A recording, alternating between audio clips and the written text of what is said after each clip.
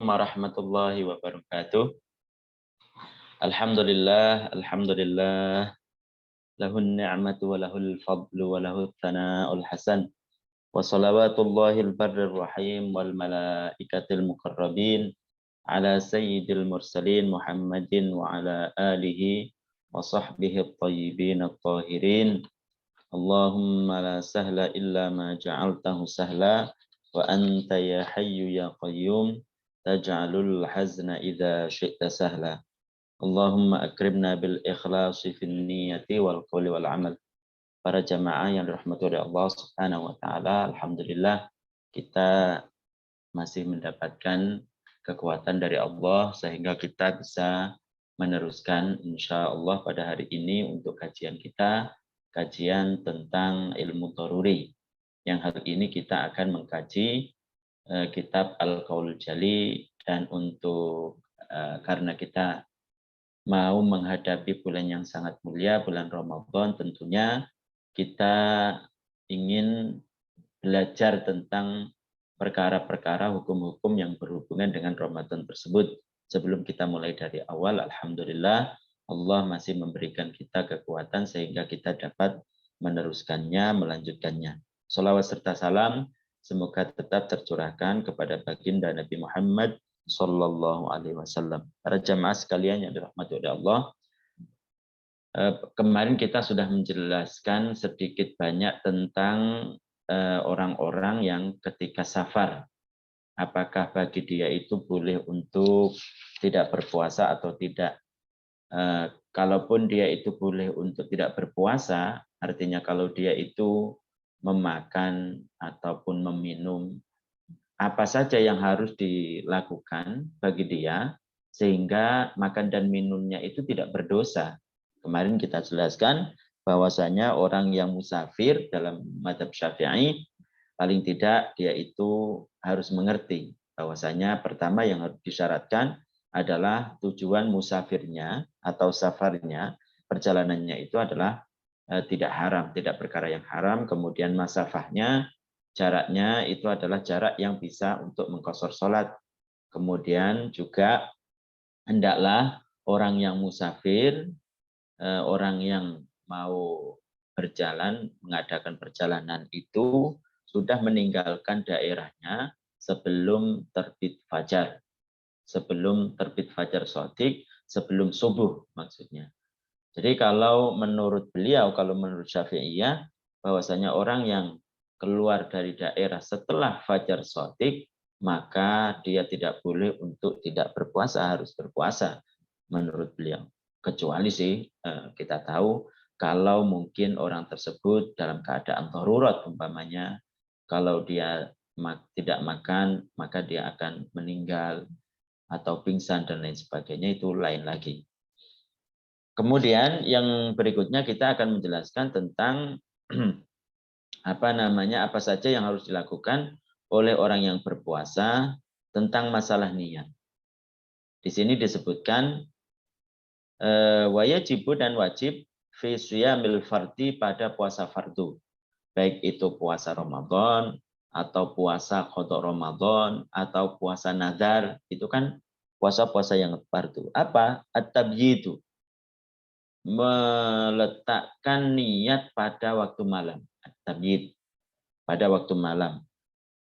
Lin niyati, pada niat bi ayyuqi'aha, dengan cara dia meletakkan niat tersebut lailan, yaitu ada waktu malam, ba'da ghurubi syamsi, setelah tenggelamnya matahari, wa qablal fajri, dan sebelum fajar shadiq. Jadi itu syarat untuk niat pada puasa fardu, itu harus yang pertama adalah meletakkan niat pada waktu malam. Malam itu kapan? Malam itu dimulai dari semenjak tenggelamnya bulatan matahari seluruhnya. Bulatan matahari seluruhnya, tenggelamnya bulatan matahari seluruhnya, atau dengan cara melihat nampaknya mega merah yang ada di sebelah barat, yang menunjukkan bahwasanya bulatan matahari sudah tenggelam, atau dengan kita melihat ke arah timur, karena mungkin di arah barat itu mendung dan tidak kelihatan matahari tenggelam atau belum umpamanya, maka kita lihat pada arah timur. Kalau di ufuk timur, ufuk itu apa sih? Ufuk itu adalah pertemuan seperti itu, hanya waham ya. Seperti pertemuan antara kayak seperti bumi dan langit. Itu namanya adalah ufuk. Tapi itu kan kenyataannya tidak bertemu. Tapi sebatas mata memandang kita itu seakan-akan bertemu. Jadi melihat ke arah timur, kalau ke arah timur itu sudah gelap, rata begitu, maka itu sudah menunjukkan bahwasanya matahari sudah tenggelam, dan itu menunjukkan waktu maghrib, berarti boleh untuk meletakkan niat dimulai dari itu. Dimulai dari itu sampai kapan? Sampai terbitnya fajar shodiq. Sampai terbitnya fajar shodiq. Fajar shodiq itu apa? Fajar yang menunjukkan bahwasanya waktu subuh sudah masuk. Fajar yang kemarin kita jelaskan dalam menjelaskan waktu sholat, yaitu sinar putih yang nampak di ufuk timur. Yang nampaknya awal mulanya itu sedikit, kemudian letaknya itu melintang, begitu, kemudian lama-kelamaan menjadi menyebar, kemudian terang, menjadi terang, gitu. Kenapa dinamakan fajar shodiq? Karena ada fajar kadzib. Fajar kadzib itu adalah fajar yang sinar putih juga, sama seperti halnya fajar shodiq. Cuma perbedaannya kalau fajar kadzib itu tidak menunjukkan masuknya waktu subuh. Itu warna bentuknya itu seperti ekor serigala, jadi berdiri tegak begitu, bukan melintang. Kalau fajar shodiq itu kan melintang tadi. Kemudian lama-kelamaan itu bukan malah terang, tapi gelap. Artinya kalau orang tersebut itu meletakkan niat pada di antara tenggelamnya matahari dan terbit fajar, termasuknya pada fajar kadzib, maka ya sah. Sah berarti meletakkan niatnya, dari segi niatnya itu sah. Ada orang makan pada waktu fajar kadzib, kelihatannya sinar putih, tapi itu bukan menunjukkan arti subuh, ya tetap tetap sah makan sahur pada waktu itu. Artinya tidak membatalkan karena belum masuk waktu subuh, karena belum waktu subuh. Jadi meletakkan niat itu di antara itu. Kemudian ketika orang tersebut sudah niat, setelah tenggelamnya matahari, niat untuk puasa Ramadan keesokan harinya. Kemarin kita jelaskan bahwasanya niat itu harus setiap hari. Nah, setelah ini kita juga akan menjelaskan, mengulanginya. Bahwasanya ketika seseorang itu sudah meletakkan niat setelah tenggelamnya matahari, setelah tenggelamnya bulatan matahari, maka apapun yang dilakukan setelahnya itu tidak akan membatalkan niat. Seperti apa? Seperti umpamanya dia setelah itu dia makan. Setelah niat, setelah tenggelamnya matahari, sebelum dia berbuka, dia apa? Dia niat dulu. Kemudian setelah niat dia berbuka. Kemudian setelah itu dia makan, minum, kemudian sholat, kemudian bersetubuh dengan istrinya bagi yang sudah bersuami istri, maka itu tidak akan menggagalkan, membatalkan niat, tetap sah. Tetap sah. Jadi niat itu harus diletakkan pada waktu malam. Malam itu kapan?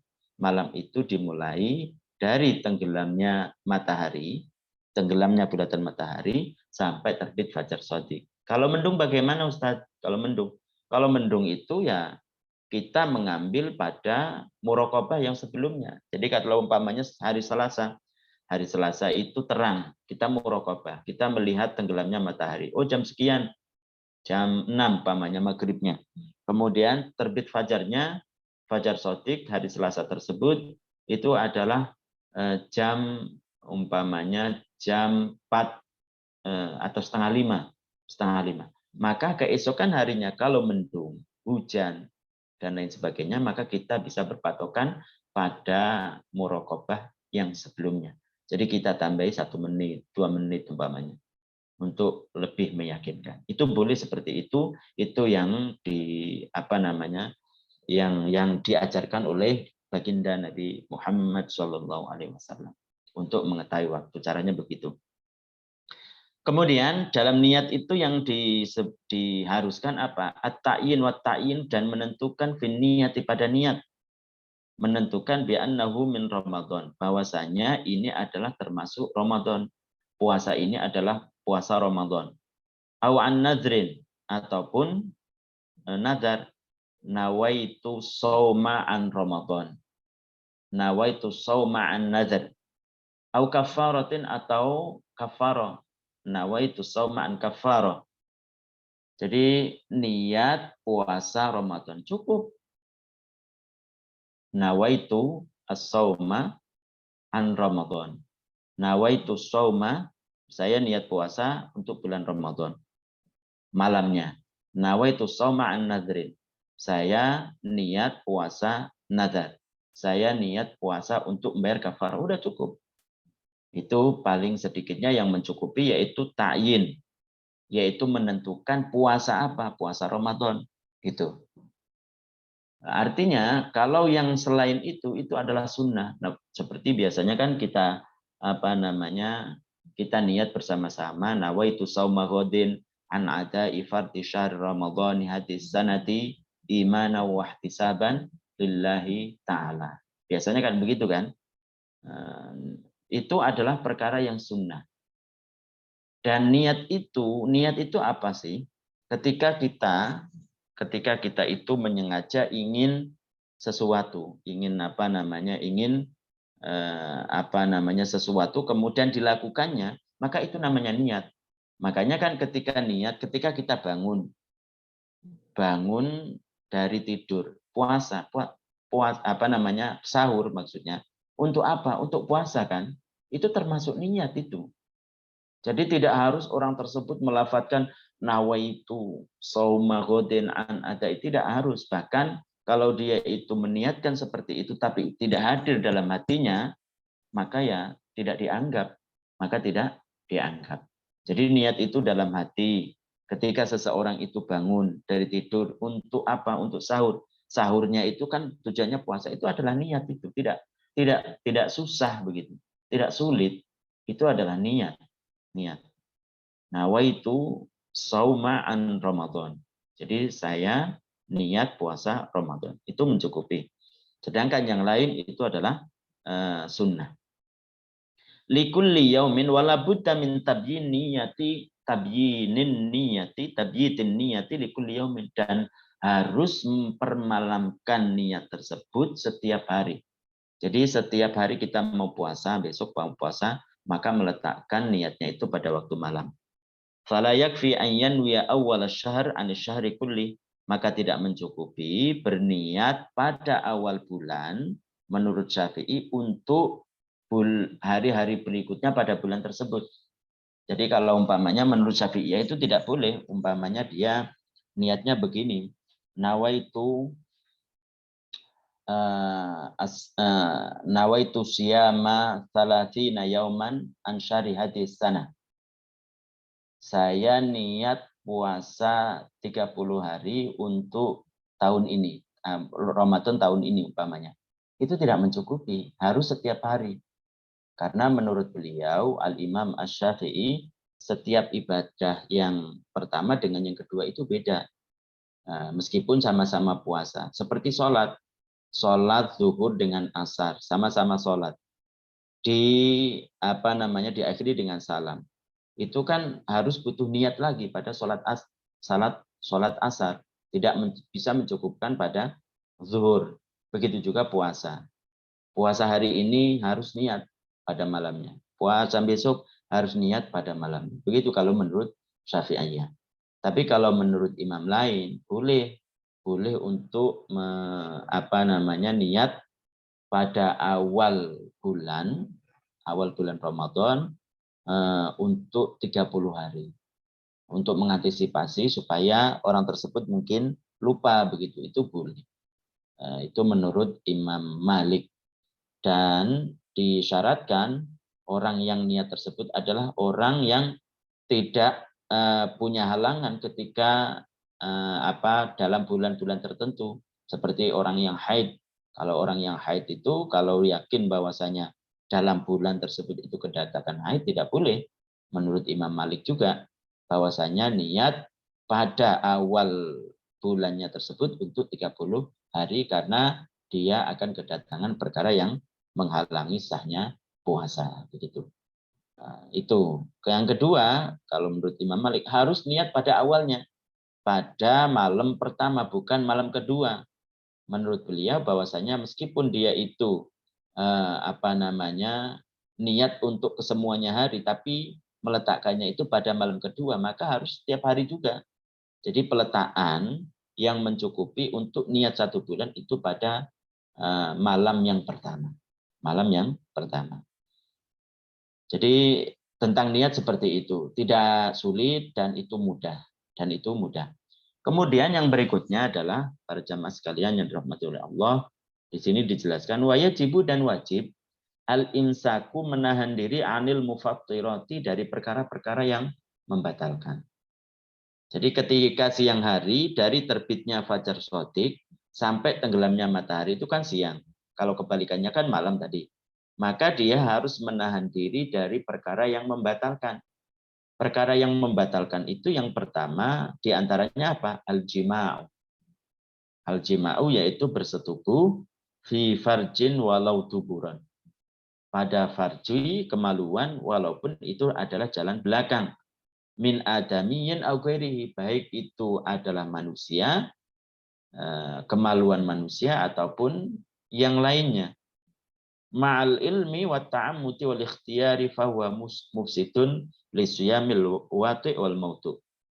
Disertai dia mengetahui tentang keharaman bahwasanya di siang hari orang yang berpuasa itu tidak boleh berhubungan suami istri. Beda kalau umpamanya dia tidak mengetahui tentang keharaman.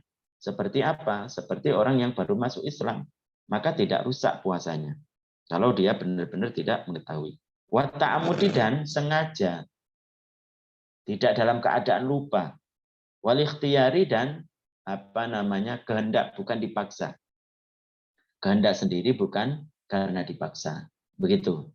Jadi kalau orang tersebut itu seharusnya dia menjauhi perkara-perkara yang dilarang oleh orang yang berpuasa, diantaranya adalah bersetubuh, kemudian dia melakukan, padahal dia tahu itu adalah haram, pada siang harinya, dia lakukan pada siang harinya, kemudian disengaja dan tidak dalam keadaan terpaksa, sadar dia seperti itu, bukan karena lupa, maka batal puasanya. Puasanya siapa?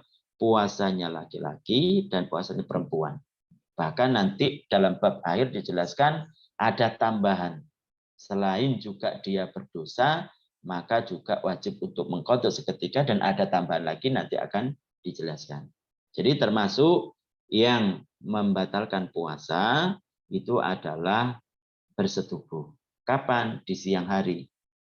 Padahal dia tahu itu adalah haram, kemudian disengaja, bukan karena lupa dan dalam keadaan kondisi dia itu kemauan sendiri, bukan karena dipaksa. Maka batal. Jadi memasukkan kemaluannya tersebut kepada kemaluan istrinya, baik itu jalan depan atau belakang, maka itu batal, baik pada manusia ataupun selain manusia, maka itu bisa membatalkan. Meskipun tidak keluar mani. Kemudian yang berikutnya adalah alistimna wa minha, dan termasuk perkara yang membatalkan puasa itu adalah alistimna, berusaha untuk mengeluarkan mani. Wa wastikhrajul mani, yaitu berusaha untuk mengeluarkan mani min nahwi jima'in, seperti halnya jima, bersetubuh, binahwil yad, min ghairi jima'in, selain dari bersetubuh, maksudnya binahwil yad, dengan semisal tangan. Jadi mengeluarkan mani dengan semisal tangan, berusaha untuk mengeluarkannya. Meskipun tidak bersetubuh, kalau tadi kan bersetubuh, meskipun tidak mengeluarkan mani. Kalau ini mengeluarkan mani, berusaha untuk mengeluarkan mani dengan selain bersetubuh. Seperti apa? Seperti mengeluarkan mani dengan tangannya umpamanya. Sawa ungkana biyadihi huwa ambiyadi zaujati, baik dengan tangannya sendiri atau dengan tangan istrinya, am ghairiha atau selainnya. Fa innahu mufsidun lisyami, maka itu bisa membatalkan puasa, ma'al ilmi, disertai dengan tahu keharamannya. Kalau tidak tahu seperti tadi tidak, wa ta'ammuti, dan tidak keadaan lupa disengaja, wal ikhtiyari, dan dalam keadaan berkehendak sendiri, bukan karena dipaksa. Begitu. Itu. Jadi dalam masalah berusaha untuk mengeluarkan mani, ketika keluar mani, maka ulama itu memerinci. Keluar mani itu ada kalanya dengan bersentuhan, ada kalanya dengan tidak bersentuhan. Kalau bersentuhan, maka nanti diperinci. Bersentuhannya itu dengan penghalang atau tidak, dengan penghalang atau tidak. Kalau dengan penghalang dia berusaha untuk mengeluarkan mani, dia pakai penghalang. Tadi kan ada kesengajaan ingin keluar mani, menyentuh memeluk istrinya umpamanya. Ada penghalang, dilihat nanti tujuannya. Dengan memeluk tersebut, mencium tersebut, pakai penghalang, ada tujuan enggak atau tidak? Ada tujuan enggak? Nah, kalau tujuannya adalah supaya keluar mani dan keluar, maka itu batal. Maka itu batal. Tapi kalau dia itu tidak ada tujuan untuk keluar mani, kemudian dia itu menyentuh istrinya dengan pakai penghalang, maka itu tidak batal. Yang berikutnya itu adalah ini yang bersentuhan. Yang kedua itu dia itu menyentuh itu tanpa pakai penghalang, langsung bersentuhan kulit. Maka ketika dia keluar mani, baik itu ada tujuan untuk keluar mani atau tidak, maka itu kok keluar mani, maka itu membatalkan. Tapi kalau tidak bersentuhan, seperti apa? Seperti menghayal, seperti berpikir, seperti melamun. Itu kan tidak bersentuhan, menghayal sesuatu, naudzubillah, sesuatu yang jorok umpamanya. Kemudian apa? Dia keluar mani. Maka apa?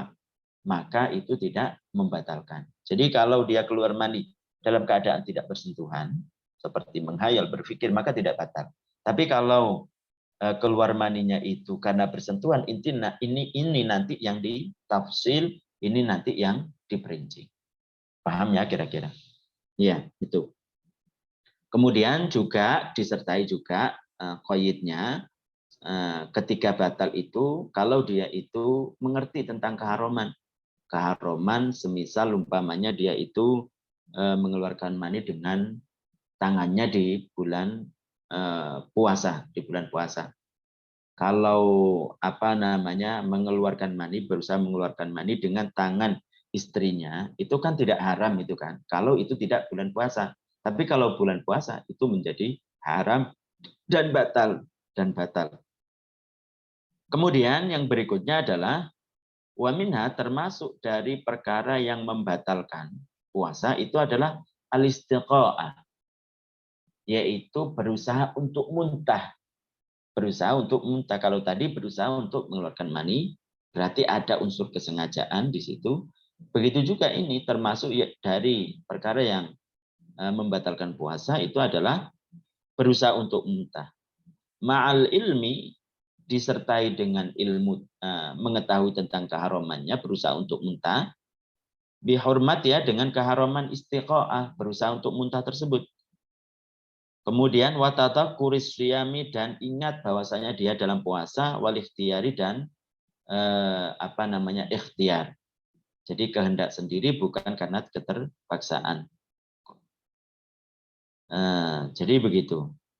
Wal istiqa'atu, yang dinamakan istiqa'ah, berusaha untuk muntah, itu adalah hiya talabul qai'i amdan, yaitu berusaha untuk muntah dengan sengaja.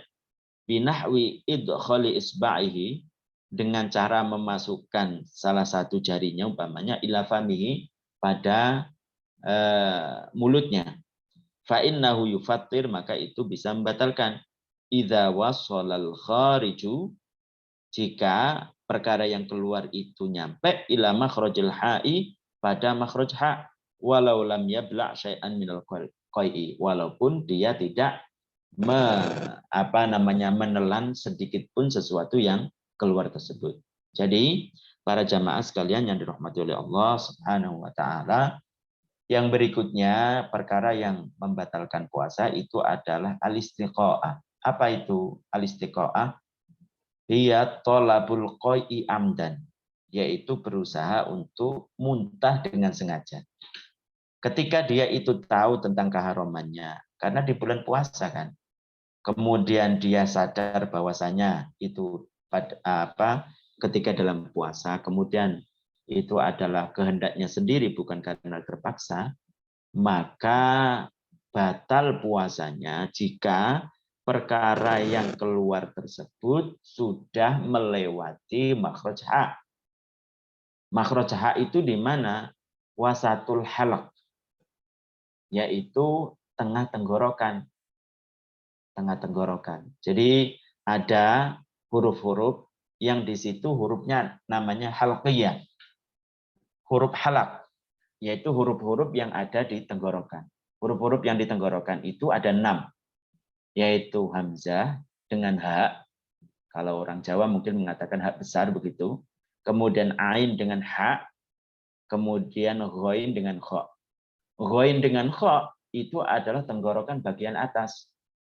Tenggorokan bagian atas ini. Kalau tenggorokan bagian tengah itu adalah makhrajnya ha dan ain. Kalau di bawahnya mimma yalis sadr yang berdampingan dengan dada itu adalah makhraj tempat keluarnya hamzah dan ha.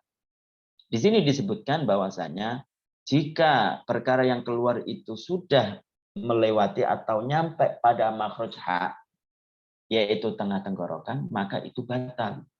Asalkan dia itu tadi tahu tentang keharamannya, kemudian dia sadar bahwasannya itu dalam puasa bukan karena lupa, dan ditambah lagi itu karena kehendak sendiri bukan karena terpaksa. Maka itu batal meskipun tidak ada yang ditelannya. Meskipun tidak ada yang ditelannya. Itu para jamaah sekalian. Tapi kalau umpamanya dia merasa muntah begitu kan, merasa kayak seperti orang yang kebanyakan makan begitu kan, kemudian tidak sampai ke tenggorokan bagian tengah, hanya sampai pada makhrajnya hamzah, hanya sampai pada makhrajnya ha, yaitu tenggorokan bagian bawah yang berdampingan dengan dada, maka itu tidak batal. Maka itu tidak batal. Meskipun dia itu memasukkan jari ke situ, tapi tidak sampai pada makhraj ha, tidak sampai pada tengah tenggorokan, maka tidak batal. Nah, itu yang termasuk dari perkara yang membatalkan itu adalah berusaha untuk muntah, berarti sengaja. Tapi kalau dia muntahnya itu tidak sengaja, ya tidak batal. Seperti apa? Dalam keadaan sakit, berusaha untuk terus-menerus dia berpuasa. Akhirnya muntah. Bisa saja seperti itu. Naik mobil, kemudian dia pusing, kemudian muntah dalam keadaan puasa. Maka tidak batal. Jalan-jalan kemudian mencium bau bangkai. Seperti bau bangkai tikus umpamanya. Seperti itu. Maka kemudian dia muntah, maka tidak batal asalkan tidak ada yang tertelan sedikit pun. Asalkan tidak ada yang tertelan sedikit pun. Itu. Kemudian yang berikutnya, wajibul imsaku 'anir riddah. Faman irtadda, dan wajib juga menahan diri dari riddah. Ini wajib bagi orang yang berpuasa dan orang yang tidak berpuasa wajib. Terutama bagi orang yang berpuasa. Itu juga wajib untuk menahan diri dari riddah. Apa riddah? yaitu ar-riddah itu kan qat'ul Islam, yaitu memutuskan keislaman biniyatin kufriyah, dengan niat keyakinan kufur, ataupun kaulin kufri, atau dengan ucapan kufur, atau fi'lin kufri, atau dengan perbuatan kufur. Itu namanya adalah riddah. Makanya di sini faman irtada, orang yang keluar dari Islam, walau lahzatan, walaupun sebentar, finnahari, pada siang hari, batala saumuhu, maka batal puasanya. Jadi termasuk yang harus ditahan ataupun diantisipasi supaya tidak batal puasanya bagi orang yang berpuasa itu adalah keluar dari Islam. Dan ini bukan hanya terusus bagi orang yang berpuasa saja. Bagi orang yang tidak berpuasa juga wajib. Wajib untuk menahan diri untuk tidak terjerumus pada perkara yang bisa merusak keislamannya. Ya kan? Seperti yang dijelaskan mungkin di kitab-kitab Mukhtasar kemarin, yang insya Allah kita akan mengulangi kitab-kitab tersebut. Jadi wajib. Jadi bagi orang yang dalam perkataannya itu adalah perkataan yang kufri. Seperti apa? Seperti umpamanya dia itu memanggil orang lain dengan perkataan kufur. Seperti umpamanya orang yang muslim diserukan atau dipanggil begini, hei orang Yahudi, begitu mengatakan. Dia dengan perkataan tersebut memang dia sengaja bahwasanya dia itu adalah Yahudi, bukan Islam. Dia sengaja seperti itu, bukan karena menyerupakan dengan Yahudi, tapi memang sengaja dia itu mengatakan itu adalah orangnya Yahudi. Hei orang-orang yang tidak beragama, ateis umpamanya, seperti itu. Padahal tahu bahwasanya dia adalah muslim.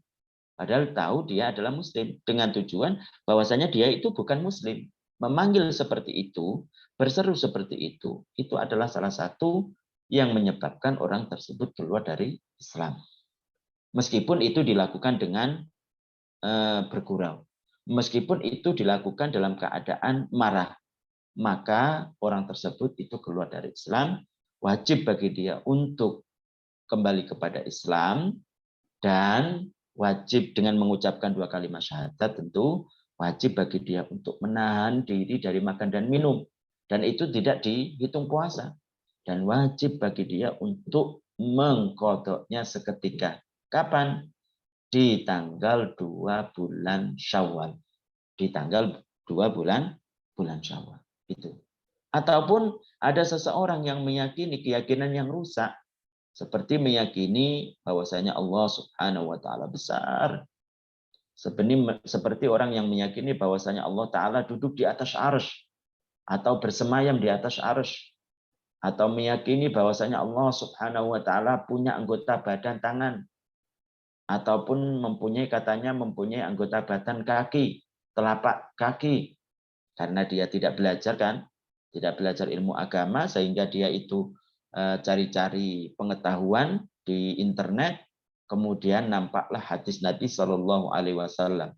Di situ katanya disebutkan bahwasanya ya daul jabbaru qadamahu fiha fataqulu qatin qad. Dia tidak belajar agama, kemudian dia melihat kamus bahasa Arab. Ya da'u itu apa ya? Ya da'u itu meletakkan. Kemudian dia menemukan Al-Jabbaru itu adalah nama Allah Al-Jabbar. Kemudian qadamahu, qadam, oh ternyata itu ada telapak kaki. Fiha, pada neraka. Sehingga dia berkesimpulan apa? Berkesimpulan bahwasanya meyakini Allah Ta'ala punya telapak kaki, punya kaki yang dimasukkan dalam neraka. Na'udzubillah.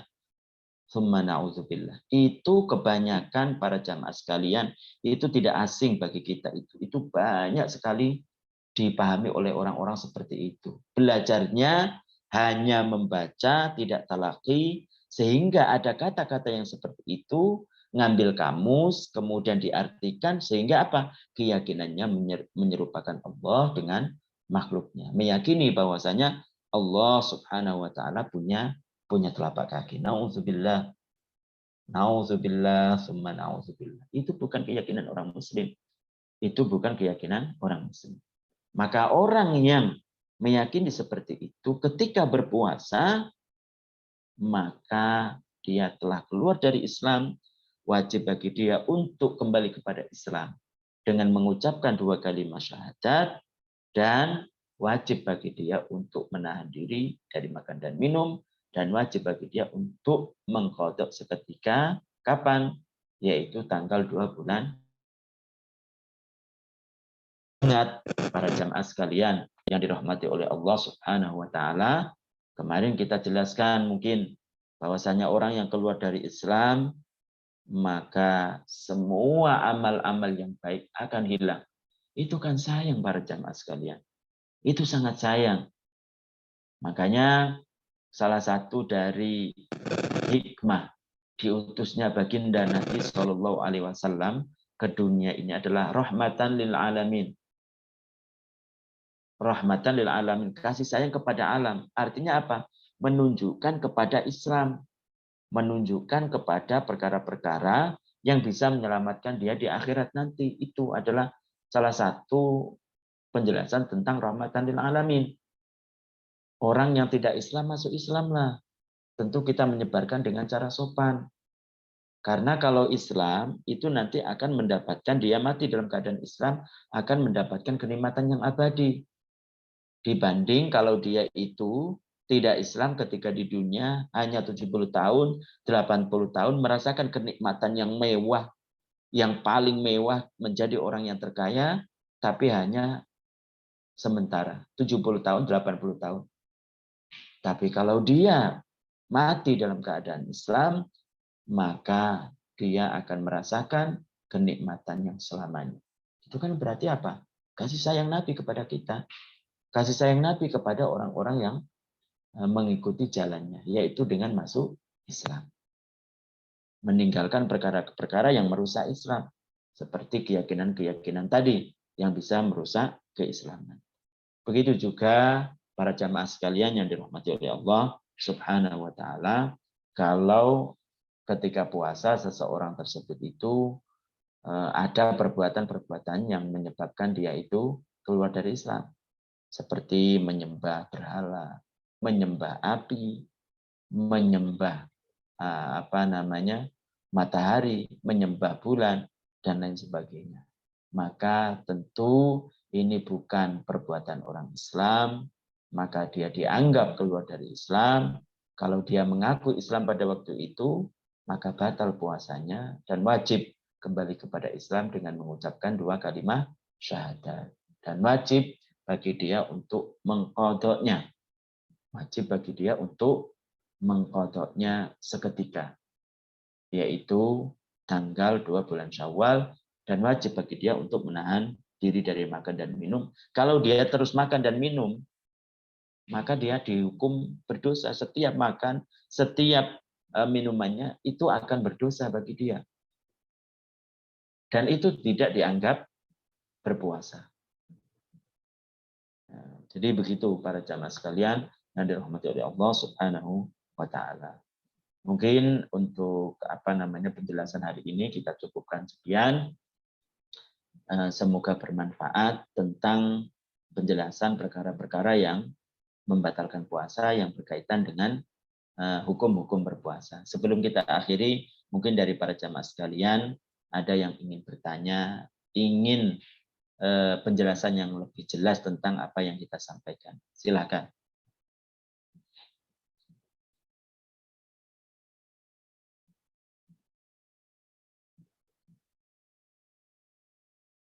Ada yang bertanya tentang pelajaran-pelajaran yang berkaitan dengan puasa yang kita sampaikan atau tidak? Kalau tidak ada, kita akhiri sampai sampai di sini. Saya akhiri dengan ucapan wassalamualaikum warahmatullahi wabarakatuh. Kita baca tahlil, sholawat dan istighfar. La ilaha illallah. Allahumma salli ala Muhammad. Rabbi firli wa liwalidayya wal mu'minina wal mu'minat. Barakallahu fikum.